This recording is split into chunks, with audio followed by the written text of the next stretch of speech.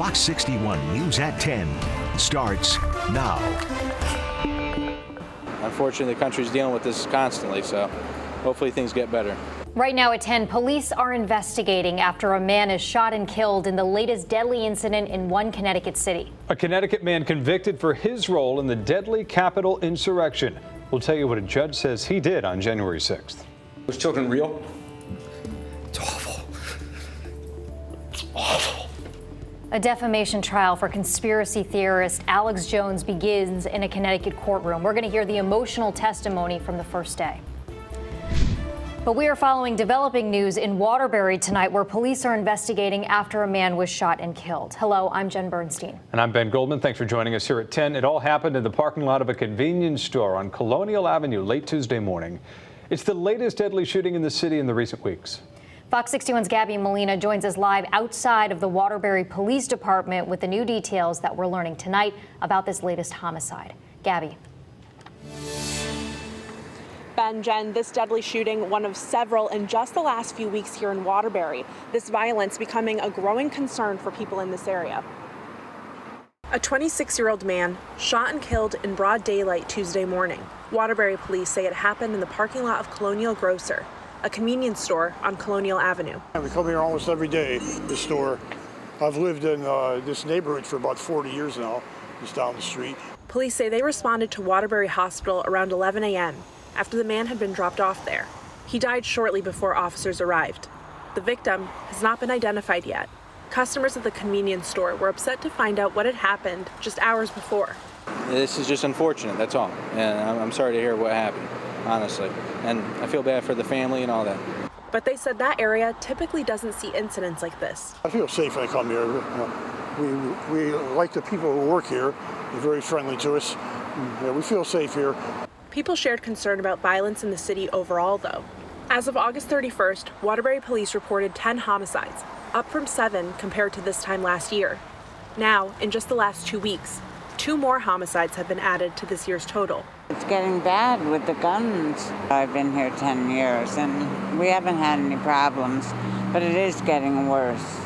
It's Waterbury, unfortunately, so it seems to, continue happening and the violence is increasing. In August, the city saw 3 homicides in less than a week. Residents say they're hoping that never happens again. Unfortunately, the country's dealing with this constantly, so hopefully things get better.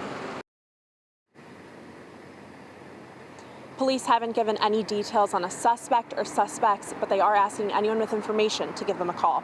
Live in Waterbury, Gabby Molina, Fox 61 News. All right, Gabby, thank you. We are following breaking news tonight as a Connecticut man is convicted of several felonies for his role in the deadly January 6th Capitol insurrection.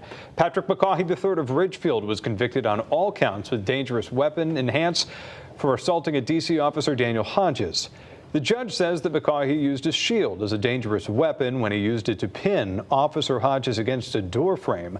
Co-defendants Tristan Chandler and David Mahaffey were also convicted of multiple felonies.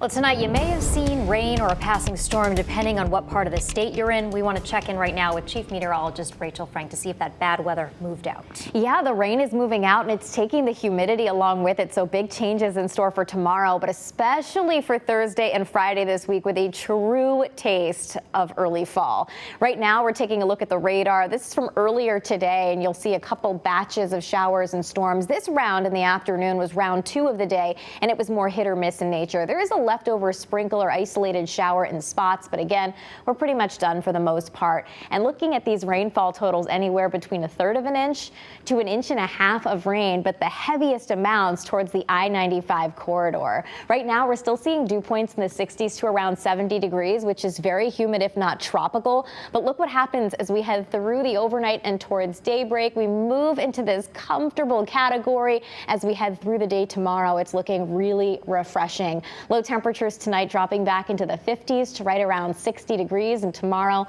looks like a real beauty. High temperatures will be in the upper 70s to right around 80 degrees.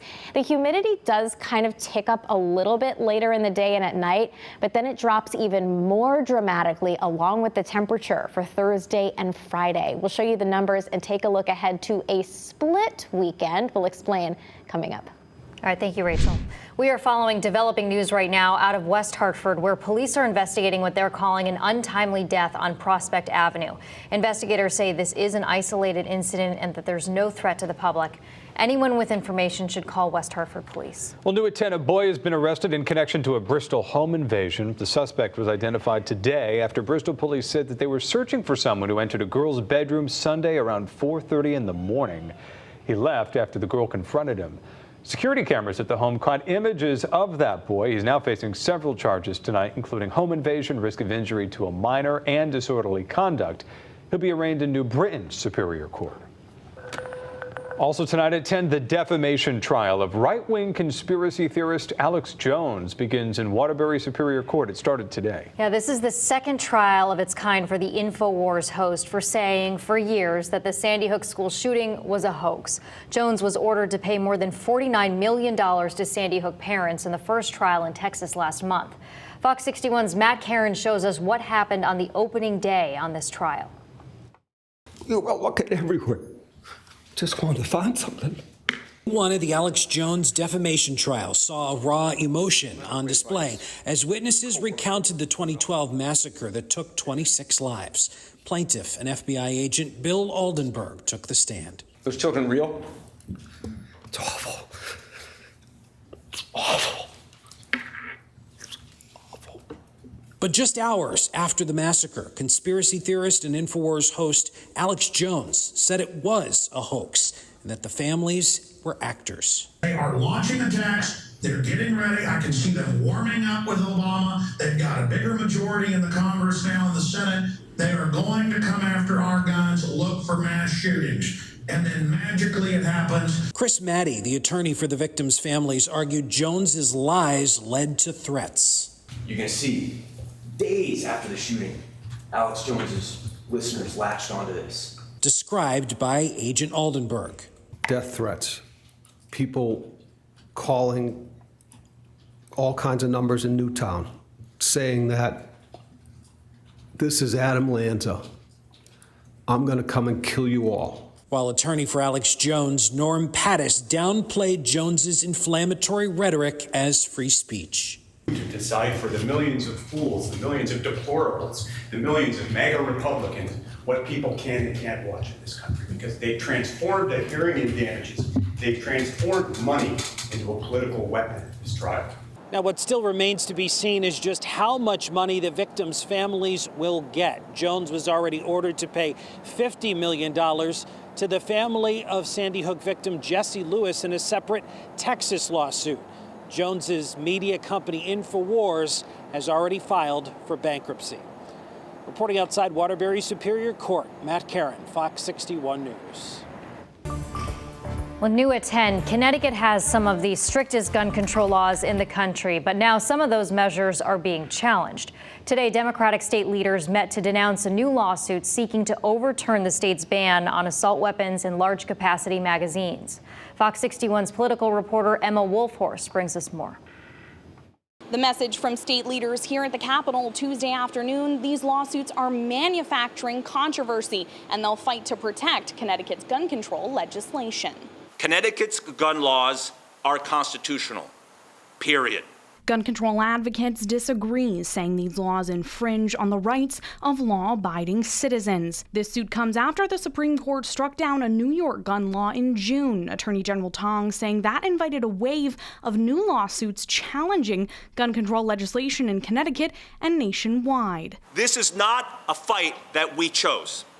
I want to be clear about that. Nobody wants to be here. We have to be here. This lawsuit questions the term assault weapon, calling it a political term not widely used in the firearms industry. This is not a political moment. This is about our safety, our lives, about our children. Most of the representatives at Tuesday's press conference, though, up for re-election this year, and all taking jabs at Republican gubernatorial challenger Bob Stefanowski, calling him extreme. Bob Stefanowski has been endorsed by the NRA.